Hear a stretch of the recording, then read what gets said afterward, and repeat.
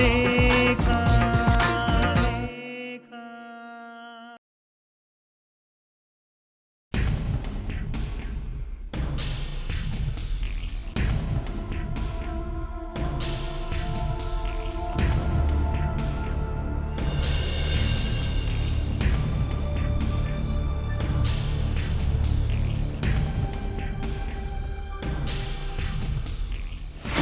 ಇನ್ನು 1 ತಿಂಗಳಲ್ಲಿ ನಮ್ಮ ಹಣ ನಮ್ಗೆ ಬಂದ್ಬಿಡ್ಬೇಕು. ಇಲ್ಲ ಅಂದ್ರೆ ನಮ್ಮ ಹುಡುಗರು ನಿಮ್ಮ ಮನೆ ಹತ್ರ ಬಂದ್ರೆ ಪರಿಣಾಮ ನೆಟ್ಗಿರಲ್ಲ.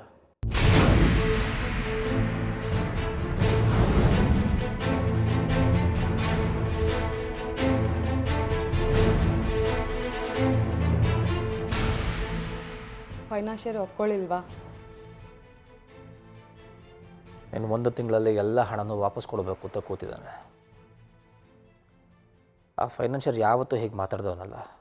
ಅದೇನಾಯ್ತು, ಕುತ್ತಿಗೆ ಮೇಲೆ ಕೂತ್ಕೊಂಡ್ಬಿಟ್ಟಿದ್ದಾನೆ. 50 ಲಕ್ಷ 1 ತಿಂಗಳಲ್ಲಿ ಎಲ್ಲಿಂದ ತರಲಿ?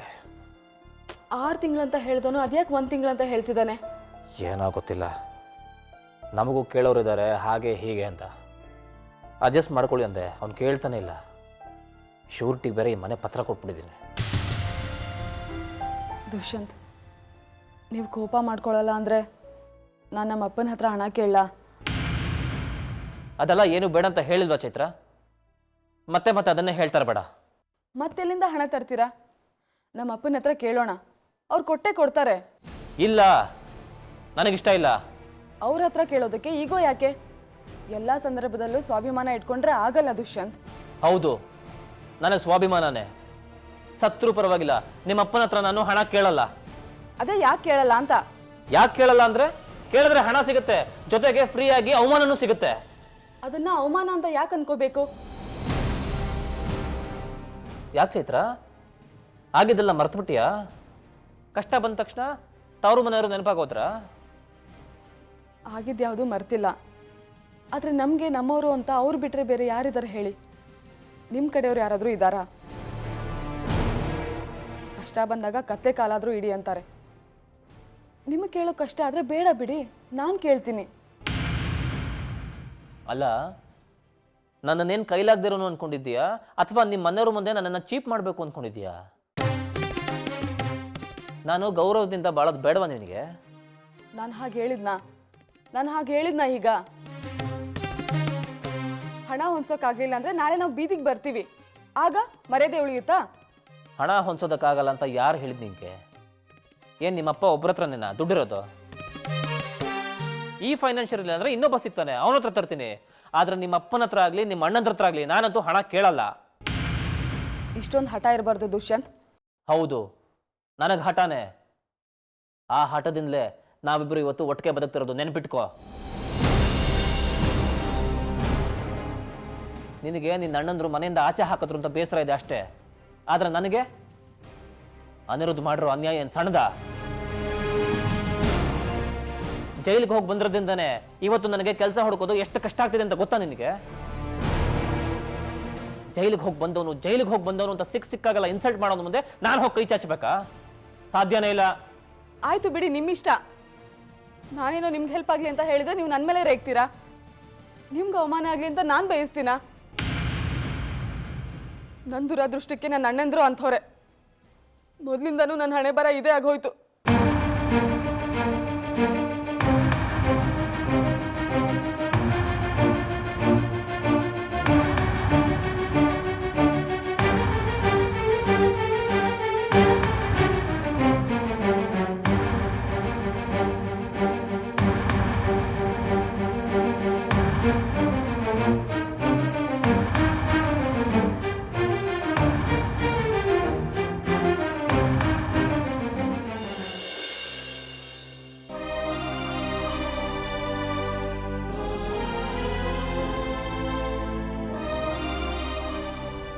ಸಾರಿ ಚೈತ್ರ, ಏನೋ ಕೋಪದಲ್ಲಿ ಹಾಗೆ ಮಾತಾಡಿದೆ, ಬೇಜಾರು ಮಾಡ್ಕೋಬೇಡ.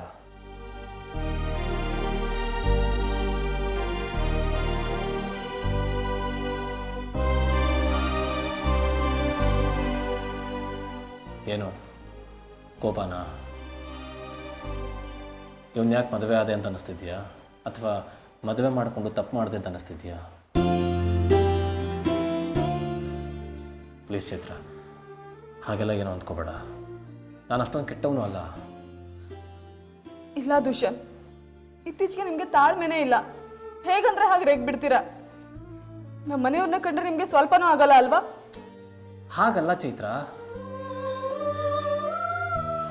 ನಿನಗೆ ಹೇಗೆ ಹೇಳಲಿ, ನಾವಿರೋ ಸ್ಥಿತಿಲಿ ಅವ್ರ ಹತ್ರ ಸಹಾಯ ಕೇಳೋದಕ್ಕೆ ಹೋಗಬಾರ್ದು. ಕೇಳಿದ್ರೆ ಇನ್ನೂ ಚಿಕ್ಕವರಾಗ್ತೀವಿ. ಅದು ಅಲ್ಲದೆ ನಿನ್ನ ಅಣ್ಣಂದರು ನಮ್ಮನ್ನು ತುಂಬ ಅಸಡ್ಡೆಯಿಂದ ನೋಡ್ತಾರೆ. ಅಂಥದ್ರಲ್ಲಿ ಹಣದ ಸಹಾಯ ಕೇಳ್ಕೊಂಡು ಹೋದ್ರೆ ಹೇಗಿರುತ್ತೆ ಅಂತ ನೀನೇ ಯೋಚನೆ ಮಾಡು. ಆಶೀರ್ವಾದನೂ ಮಾಡದೆ ಮನೆಯಿಂದ ಆಚೆ ತಳ್ದವರು ಈಗ ಸಹಾಯ ಕೇಳ್ಕೊಂಡು ಹೋದ್ರೆ ಸೇರಿಸ್ಕೊಳ್ತಾರಾ? ನಿಮ್ಮ ಅಪ್ಪ ಅಮ್ಮ ಒಳ್ಳೆಯವರೇ, ನಾವು ಹೋಗಿ ಕೇಳಿದ್ರೆ ಖಂಡಿತ ಸಹಾಯ ಮಾಡೇ ಮಾಡ್ತಾರೆ, ಇಲ್ಲ ಅಂತ ಹೇಳಲ್ಲ. ಆದರೆ ಆ ಮನೇಲಿ ಅವರಿಬ್ಬರೇ ಅಲ್ವಲ್ಲ, ಅದಕ್ಕೆ ಹೇಳಿದೆ. ನೀನು ದಯವಿಟ್ಟು ಬೇಜಾರು ಮಾಡ್ಕೋಬೇಡ, ಸಮಾಧಾನ ಮಾಡ್ಕೋ. ನಾನೇನಾದರೂ ವ್ಯವಸ್ಥೆ ಮಾಡ್ತೀನಿ, ಸರಿನಾ?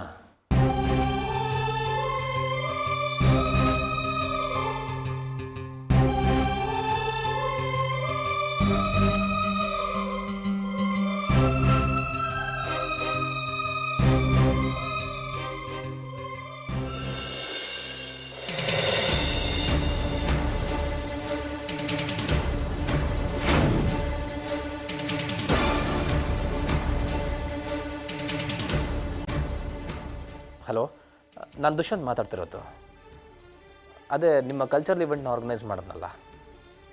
ಹಾಯ್, ಏನಿಲ್ಲ, ನಿಮ್ಮಲ್ಲಿ ಇನ್ಯಾವುದಾದ್ರು ಇವೆಂಟ್ ಇದ್ದರೆ ಹೇಳಿ ಅಂತ ಕೇಳೋದಕ್ಕೆ ಅಂತ ಫೋನ್ ಮಾಡಿದೆ. ಓ ಹೌದಾ, ನೀವೇ ಫೋನ್ ಮಾಡ್ತೀರಾ? ಸರಿ, ಓಕೆ. ಯಾ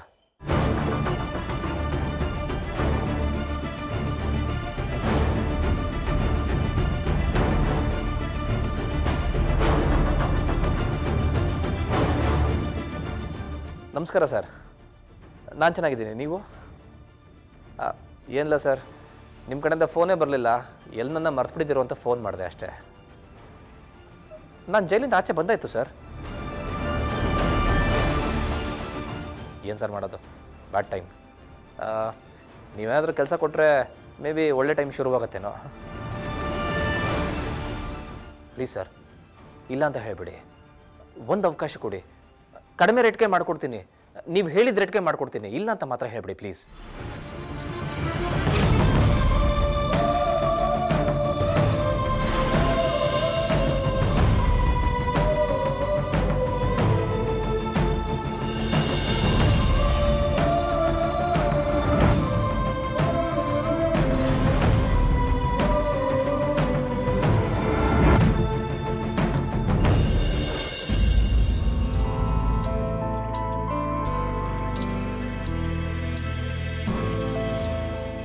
ಸಾರಿ ಮೈತ್ರಿ, ಅವತ್ತು ನಾನು ನಿಮ್ಮ ಜೊತೆ ಸರಿಯಾಗಿ ಕಮ್ಯುನಿಕೇಟ್ ಮಾಡೋಕ್ಕಾಗಲಿಲ್ಲ.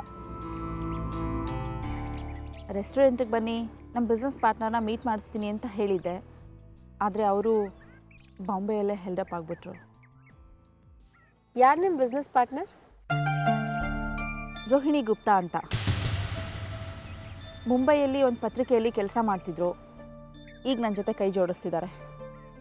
ಓ ಐ ಸಿ. ಅವ್ರು ಬರೋದು? ಅವರು ಮುಂಬೈಯಲ್ಲಿ ಒಂದು ಇಂಪಾರ್ಟೆಂಟ್ ಪ್ರಾಜೆಕ್ಟಲ್ಲಿ ಬ್ಯುಸಿ ಆಗಿದ್ದಾರೆ. ಅದು ಮುಗಿದ ತಕ್ಷಣವೇ ನಂಗೆ ಫೋನ್ ಮಾಡ್ತೀನಿ ಅಂತ ಹೇಳಿದ್ದಾರೆ. ಹಾಗಾದರೆ ಅವ್ರು ಬರೋವರೆಗೂ ನಿಮ್ಮ ಲೋನ್ ಅಪ್ಲಿಕೇಶನ್ನ ಪೆಂಡಿಂಗಲ್ಲಿ ಇಡಬೇಕಾಗತ್ತೆ. ಐ ಆಮ್ ಸಾರಿ ಮೈತ್ರಿ ಅವರೇ, ನಾನು ನಿಮಗೆ ಪದೇ ಪದೇ ತೊಂದರೆ ಕೊಡ್ತಿದ್ದೀನಿ ಅನಿಸುತ್ತೆ. ಅವತ್ತು ಅಷ್ಟೇ ಪಾಪ ನಿಮ್ಮೊಬ್ಬರನ್ನೇ ರೆಸ್ಟೋರೆಂಟಲ್ಲಿ ವೆಯ್ಟ್ ಮಾಡೋ ಹಾಗೆ ಮಾಡಿದೆ. ನಾನು ಬರಲೇ ಇಲ್ಲ. ನಿಮ್ಮೊಬ್ಬರಿಗೆ ಬೋರ್ ಆಗಿರಬಹುದು. ಇಲ್ಲ, ಆ್ಯಕ್ಚುಲಿ ನನ್ನ ಕಂಪನಿ ಸಿಕ್ತು. ಹೌದಾ? ಅಂದರೆ ನಿಮ್ಮ ಆಫೀಸ್ ಕೊಲಿಗೆ ಯಾರಾದರೂ ಬಂದಿದ್ರಾ? ಇಲ್ಲ, ಪ್ರೇಮ್ ಸಿಕ್ಕಿದ್ರು.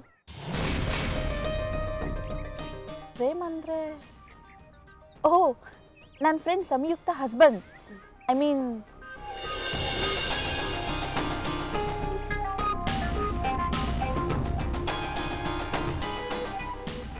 I am sorry. ಪರವಾಗಿಲ್ಲ ಬಿಡಿ. ಲಂಚಿಗೆ ಅವರೇ ಕಂಪನಿ ಕೊಟ್ಟರು. ಆದರೂ ನೀವಿಬ್ಬರು ಅನಿರೀಕ್ಷಿತವಾಗಿ ಮೀಟ್ ಮಾಡಿದ್ರಲ್ಲ ಅದೇ ಆಶ್ಚರ್ಯ. ಸಾಕ್ಷಿ ಅವರೇ, ನೀವು ಹೇಳಿದ್ದು ನಿಜ ಅನ್ಸುತ್ತೆ. ಯಾವ ವಿಷಯ? ಪ್ರೇಮ್ ಸಂತೋಷವಾಗಿಲ್ಲ ಅಂತ ಹೇಳಿದ್ರಲ್ಲ. ಓ, ಹಾಗಂತ ಅವರೇ ಬಾಯ್ಬಿಟ್ಟು ಹೇಳಿದ್ರಾ? ಚೇಚೆ, ನಾವು ಮಾತಾಡ್ತಾ ಅವ್ರು ಖುಷಿಯಾಗಿದ್ದೀನಿ ಅಂತಲೇ ಹೇಳಿದ್ರು. ಆದರೂ ಕೆಲವು ಸೂಕ್ಷ್ಮಗಳು ನನಗೆ ಅರ್ಥ ಆಗತ್ತೆ. ಅಂದರೆ? ಅವ್ರು ರೆಸ್ಟೋರೆಂಟಲ್ಲಿ ಲಂಚ್ಗೋಸ್ಕರ ವೆಯ್ಟ್ ಮಾಡ್ತಿರುವಾಗ ಫೋನ್ ಮಾಡಿ ಬರಲ್ಲ ಅಂತ ಹೇಳಿದ್ರೆ ಏನು ಅರ್ಥ? ಗಂಡಂಗೋಸ್ಕರ ಒಂದು ಸ್ವಲ್ಪ ಹೊತ್ತು ಬಿಡುವು ಮಾಡ್ಕೊಂಡು ಬರ್ಬೋದಿತ್ತಲ್ಲ. ಪಾಪ ಪ್ರೇಮ್ ತುಂಬ ಬೇಜಾರು ಮಾಡ್ಕೊಂಡಿದ್ರು. ಅಯ್ಯೋ, ಈ ಥರ ನಿರಾಶೆಗಳನ್ನು ನನ್ನ ಫ್ರೆಂಡಿಂದಾಗಿ ಪ್ರೇಮ್ ಎಷ್ಟೊಂದು ಸಲ ಅನುಭವಿಸ್ಬಿಟ್ಟಿದ್ದಾರೆ. ಒಂದು ಸಲ ಅವಳ ಬರ್ತ್ಡೇಗೆ ಅಂತ Prem candle light dinner arrange ಮಾಡಿದ್ರು. ಆದರೆ ಅವಳು ಹುಷಾರಿಲ್ಲದೆ ಇರೋ ನೆಪ ಮಾಡಿಕೊಂಡು ಹೇಗೋ ಅವಾಯ್ಡ್ ಮಾಡಿಬಿಟ್ರು. ಬಟ್ ನನ್ನ ಹತ್ರ ಅವಳು ಹೇಳಿದ್ದೇನೋ ಗೊತ್ತಾ? ಪ್ರೇಮ್ ಜೊತೆ ತನ್ನ ಬರ್ತ್ಡೇ ಸೆಲೆಬ್ರೇಟ್ ಮಾಡೋದಕ್ಕೆ ಅವಳಿಗೆ ಇಷ್ಟ ಇರಲಿಲ್ವಂತೆ. ತುಂಬ ಬೋರಿಂಗ್ ಕಂಪನಿ ಪ್ರೇಮ್ ಅಂತ ಹೇಳ್ತಿದ್ಲು. ಛೇ, ಎಷ್ಟು ದುರಹಂಕಾರ ಅವ್ರಿಗೆ.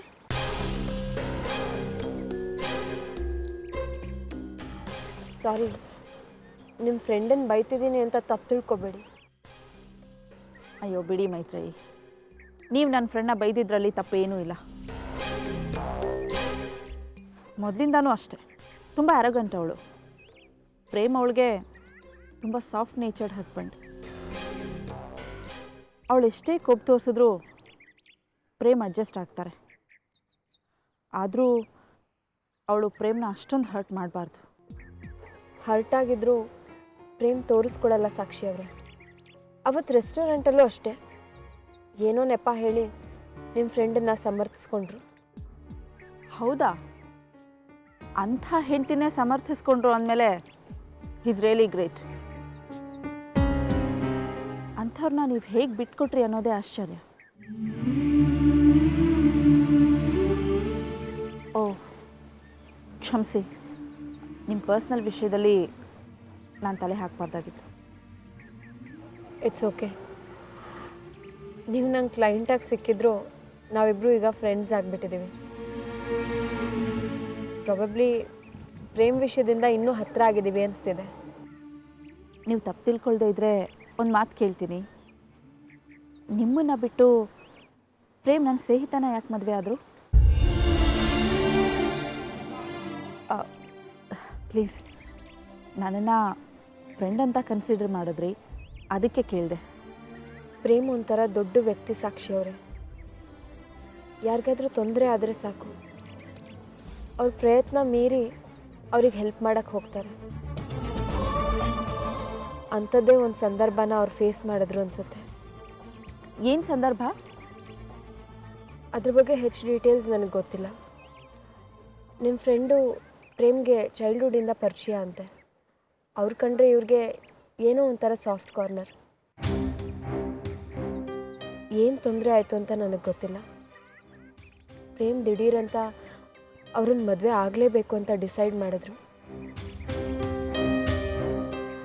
ಹಾಗಾಗಿ ಬೇರೆ ದಾರಿ ಇಲ್ಲದೆ ನಾನು ಅವರನ್ನು ಬಿಟ್ಕೊಡ್ಬೇಕಾಯ್ತು.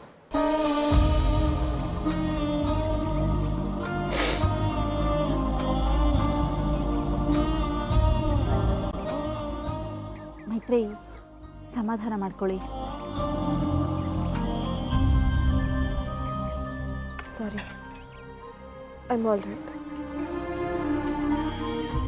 ಪ್ರೇಮ್ ಸಂತೋಷವಾಗಿದ್ದಿದ್ದರೆ ನಾನು ವರಿ ಮಾಡ್ತಿರ್ಲಿಲ್ಲ.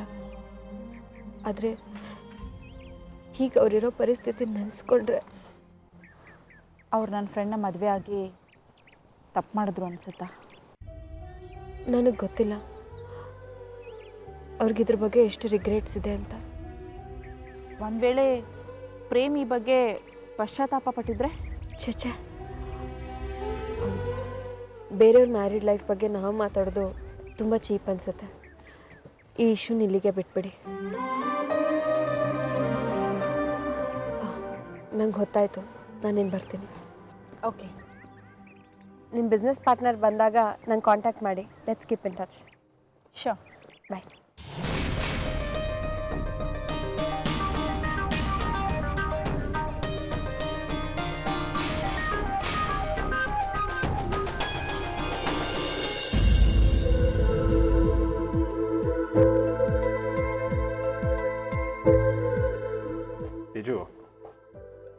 ನಮ್ಗೆ ಯಾವ ಮಗು ಆಗ್ಬೋದು ಅಂತ ಅನ್ಸುತ್ತೆ ನಿಂಗೆ? ಅದೇ ಹೆಣ್ಮಗು ಆಗಲಿ ಗಂಡು ಮಗು ಆಗಲಿ ಅದು ನಮಗೆ ಅದೃಷ್ಟದ ಮಗು ಅನ್ನೋದು ನನ್ನ ನಂಬಿಕೆ. ಆದರೂ ದೇವ್ರೊಂದು ಚಾಯ್ಸ್ ಕೊಟ್ಟರೆ ಯಾವ ಮಗು ಆಗ್ಬೇಕಂತ ಬಯಸ್ತೀಯಾ? ನಿಮ್ಗೆ ಯಾವ ಮಗು ಬೇಕು? ಮೊದಲು ನೀನು ಹೇಳು. ಅದೇ ನಮ್ಮ ಮನೆಗೆ ಆಗ್ತಿರೋ ಮೊದಲನೇ ಮಗು ಈ ಮನೆ ಬೆಳಗೋ ಭಾಗ್ಯಲಕ್ಷ್ಮಿ ಆಗಬೇಕು ಅನ್ನೋದು ನನ್ನ ಆಸೆ. ಯು ಮೀನ್ ಹೆಣ್ಮಗುನಾ? ನನಗೆ ತುಂಬ ಆಸೆ. ನನಗೂ ಅಷ್ಟೇ ತೇಜು, ಹೆಣ್ಮಗು ಆಗ್ಬೇಕಂತಾನೆ ಆಸೆ. ನಮ್ಮ ಇಬ್ಬರ ಆಸೆನೂ ಒಂದೇ ಇದೆ, ಖಂಡಿತವಾಗ್ಲೂ ನಮ್ಗೆ ಹೆಣ್ಮಗುನೇ ಆಗುತ್ತೆ. ನಿಮ್ಮ ನಂಬಿಕೆ ನಿಜ ಆಗಲಿ ಅದಿ. ಆದರೆ ಮಗು ಮಾತ್ರ ಅಪ್ಪಟ ನಿನ್ನ ಥರನೇ ಇರಬೇಕು. ನೋ ನೋ ನೋ ನೋ ನಾನು ಮಾತ್ರ ಒಪ್ಕೊಳ್ಳೋದಿಲ್ಲ. ಮಗು ನೋಡೋದಕ್ಕೆ ನಿಮ್ಮ ಹಾಗೆ ಇರಬೇಕು. ಹೆಣ್ಮಕ್ಳು ತಂದೆ ಥರ ಕಂಡ್ರೆ ತುಂಬ ಒಳ್ಳೇದು ಅಂತ ಹೇಳ್ತಾರೆ. ನನಗೆ ನಂಬಿಕೆ ಇಲ್ಲ. ಅದು ಸರಿ, ಮಗುಗೆ ಏನು ಹೆಸರು ಇಡ್ಬೇಕಂತ ಅನ್ಕೊಂಡಿದ್ಯಾ? ಆದಿ ಅದಕ್ಕಿನ್ನೂ ತುಂಬ ಟೈಮ್ ಇದೆ. ನಾವಿಬ್ಬರೇ ಡಿಸೈಡ್ ಮಾಡಿಬಿಟ್ರೆ ಸಾಕಾ? ಅತ್ತೆ ಮಾವಂಗೂ ಆಸೆ ಇರತ್ತೆ ಅಲ್ವಾ, ನಮ್ಮ ಮೊಮ್ಮಗುಗೆ ಇಂಥದ್ದೇ ಹೆಸರಿಡಬೇಕು ಅಂತ. ಸದ್ಯಕ್ಕೆ ಹೆಸರಿಡೋ ತೊಂದರೆ ತಗೊಳ್ಳೋದು ಬೇಡ. ಓಕೆ? I agree Teju. ನಮ್ಮ ಮನೆಗೆ ಒಬ್ಬ ಹೊಸ ಮೆಂಬರ್ ಬರ್ತಿದ್ದಾರೆ ಅಂತ ನಾನು ಸಿಕ್ಕಾಪಟ್ಟೆ ಥ್ರಿಲ್ ಆಗಿದ್ದೀನಿ ತೇಜು. ತುಂಬ ನಿರೀಕ್ಷೆಯಲ್ಲಿದ್ದೀನಿ. ನಾನು ಅಷ್ಟೇ ನಿರೀಕ್ಷೆಯಲ್ಲಿದ್ದೀನಿ ಆದಿ.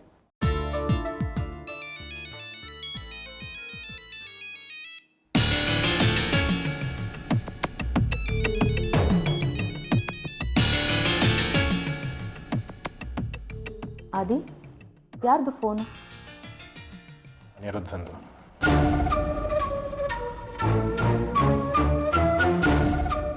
ಅವ್ರು ಯಾಕೆ ಫೋನ್ ಮಾಡ್ತಿದ್ದಾರೆ? ಇನ್ಯಾಕೆ, ಸಿಟ್ಟಿಂಗಿಗೆ ಕರಿತಾ ಇದ್ದಾನೆ. ಅಂದರೆ ಕುಡಿಯೋದಕ್ಕ? ಎಸ್, ಅದಕ್ಕೆ. ಆದಿ ನಿಮ್ಗಾದ್ರೆ ಗಂಧ ಗಾಳಿ ಕೂಡ ಇರಲಿಲ್ಲ, ಈಗ ಕುಡಿಯೋದಕ್ಕೆ ಶುರು ಮಾಡ್ಕೊಂಡಿದ್ದೀರಾ. ನೀವೀಗ ಕುಡಿಯೋದಕ್ಕೆ ಹೋಗಲೇಬೇಕಾ ಆದಿ? ಹೋಗಲೇಬೇಕಂತ ಏನಿಲ್ಲ, ಆದರೆ ಮನಸ್ಸು ಎಳೆಯತ್ತಾ? ಬೇಡ ಆದಿ, ನೀವೀಗ ತಂದೆ ಆಗೋದ್ರಲ್ಲಿದ್ದೀರಾ. ಹೆಚ್ಚು ಜವಾಬ್ದಾರಿ ಇರಬೇಕು ನಿಮಗೆ. ನನಗೆ ನೀವು ಆಸರೆಯಾಗಿರಬೇಕು. ನಾನು ನಿಮ್ಮನ್ನೇ ನಂಬಿರ್ತೀನಿ ಅಲ್ವಾ? ನಮಗೆ ಹುಟ್ಟೋ ಮಗು ಕೂಡ ನಿಮ್ಮನ್ನು ನಂಬಿರತ್ತೆ ಅಲ್ವಾ? ಅದಕ್ಕೆ ಮೋಸ ಆಗಬಾರ್ದಲ್ವಾ ಆದಿ? ನನಗೆ ನೀವು ಮುಖ್ಯ. ನನ್ನ ಜೀವನ ಪೂರ್ತಿ ನೀವು ನನ್ನ ಜೊತೆ ಇರಬೇಕು. ನಾಳೆ ಹುಟ್ಟೋ ನಮ್ಮ ಮಗುಗೋಸ್ಕರ ನಾವು ಕನಸು ಕಾಣ್ತಾ ಇದ್ದೀವಿ. ನಮ್ಮ ಜೀವನ ಚೆನ್ನಾಗಿರಬೇಕು ಅಂತಂದರೆ ನಾವು ಚೆನ್ನಾಗಿರಬೇಕು ಆದಿ. ಪ್ಲೀಸ್ ಕುಡಿಬೇಡಿ. ಅದು ಸರಿ, ನನಗೂ ಏನು ಕುಡಿಬೇಕಂತ ಅನಿಸ್ತಾ ಇಲ್ಲ.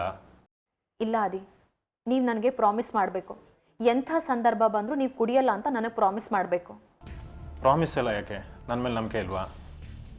ಆದಿ, ನಿಮ್ಮಿಂದ ನನಗೆ ಭರವಸೆ ಬೇಕು. ನನ್ನ ಗಂಡ ಚೆನ್ನಾಗಿರಬೇಕು, ನಾವು ಚೆನ್ನಾಗಿರಬೇಕು ಅನ್ನೋ ಸ್ವಾರ್ಥದಿಂದ ಕೇಳ್ತಾ ಇದ್ದೀನಿ. ಪ್ಲೀಸ್ ನನಗೆ ಮಾತು ಕೊಡಿ. ಇವತ್ತು ನಿಮ್ಮನ್ನು ಕುಡಿಯೋದಕ್ಕೆ ಪ್ರಚೋದನೆ ಮಾಡೋ ಜನ ನಾಳೆ ನೀವು ಕೆಟ್ಟಾಗ ಬರಲ್ಲ ಆದಿ. ಕುಡಿತದಿಂದ ಯಾರೂ ಉದ್ಧಾರ ಆಗಿಲ್ಲ, ಅದರಿಂದ ಯಾವ ಸಂತೋಷನೂ ಸಿಗಲ್ಲ. ನೀವು ನನಗೆ ಮಾತು ಕೊಡಿ.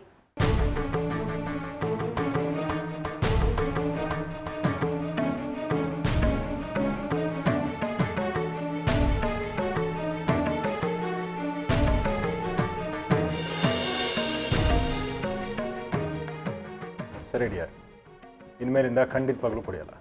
ನಾನು ಎಡಗೈಲಿಂದಲೂ ಗ್ಲಾಸನ್ನು ಮುಟ್ಟೋದಿಲ್ಲ, ಸರಿನಾ? ಎಂಥ ಸಂದರ್ಭ ಬಂದರೂ ನನ್ನ ಮೈಂಡನ್ನು ವೀಕ್ ಮಾಡ್ಕೊಳ್ಳಲ್ಲ. I promise. Thanks Adi.